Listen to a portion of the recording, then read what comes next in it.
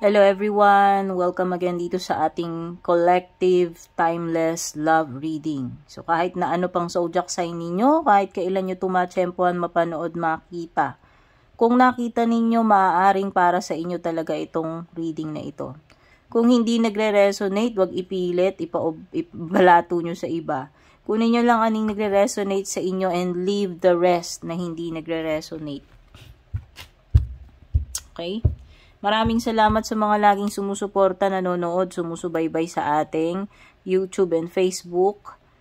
Don't forget to subscribe sa ating YouTube. Don't forget to like and follow our Facebook page.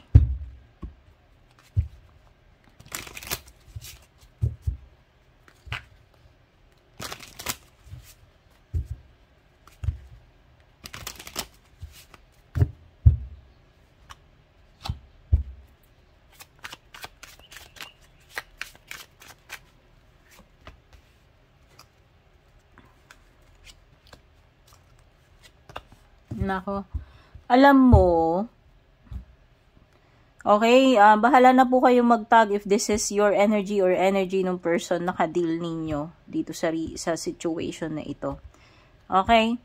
So, mukhang in the recent past, you have been thinking about something, may mga matters na kailangan mong gumawa ng desisyon, no? Lalong-lalo na pagdating dito sa relationship ninyo. Pero, for some reason, hindi ko alam, hindi mo magawang mag-decide. Nagkakaroon ka ng difficulty sa pagdedesisyon. Pwedeng may kinalaman ito sa pagpili, or kung ano man dapat decision or action yung kailangan mong gawin. Pero, hindi ka makapagbitiw ng decision. No? You are having difficulty. Hindi ko alam yung reasons mo. And yung next na mangyayari dyan is because dahil ikaw ay undecided, hirap mag-decide, mabagal maggawa ng desisyon, mag-isip. Pwede ka may mamiss na opportunity dito pagdating sa iyong love life, no? Pwedeng may mga opportunity ka na mapapalagpas dahil nga ikaw ay hindi ready or hindi ka makapag-decide. Yun yung pinaka magiging problema mo dito. Ayan o, you did not act when you should have. So, supposed to be, may gagawin ka, meron kang decision na gagawin, may action ka na gagawin, pero hindi mo magawa yon. So, ang pinaka-outcome nun, yung magiging resulta nun is mamimiss mo yung opportunity. Dahil lang hindi ka nakapag-decide. No? Hindi ko alam kung ano yung mga rason mo. Ikaw man yan o yung person mo. Take what resonates. Tapos ang pupuntahan nito, alam ko na yung reason. The reason why hindi ka makapag-decide is because iniisip mo yung mga sasabihin ng iba. Iniisip mo yung mga puna, mga komento, mga marites sa paligid mo, yung mga taong sausawera, pakialamera, na wala namang ambag sa buhay mo. Na wala namang ambag dito sa relationship ninyo. At bakit ka ba nagpapa-apekto dito sa mga tao na to? So, ayan. Pwedeng, dahil dito magkakasira kayo, dahil sa mga sulsul ng iba, mga kwentong tinatahi ng iba, sa mga pinagkakalat ng iba na makakating dila.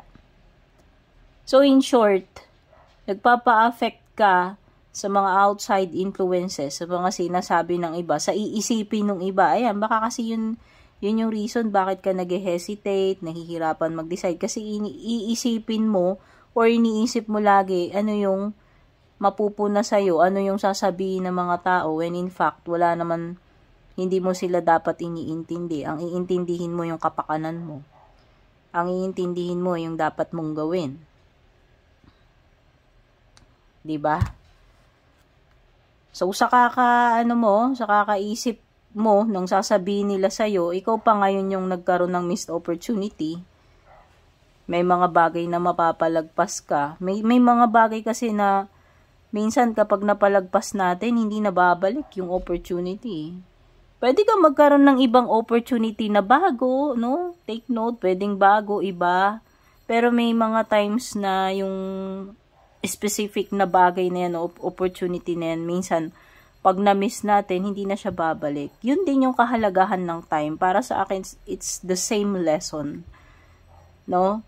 We were given, each of us were given a time para sa bawat bagay na importante na gagawin. Kumbaga, bawat buhay ng tao is may time frame.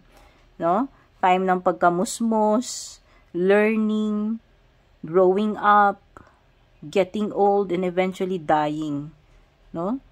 Lahat, there is a time for grieving, a time for healing and recovery, and a time for starting a new life. May mga ganon. No? So, ayan.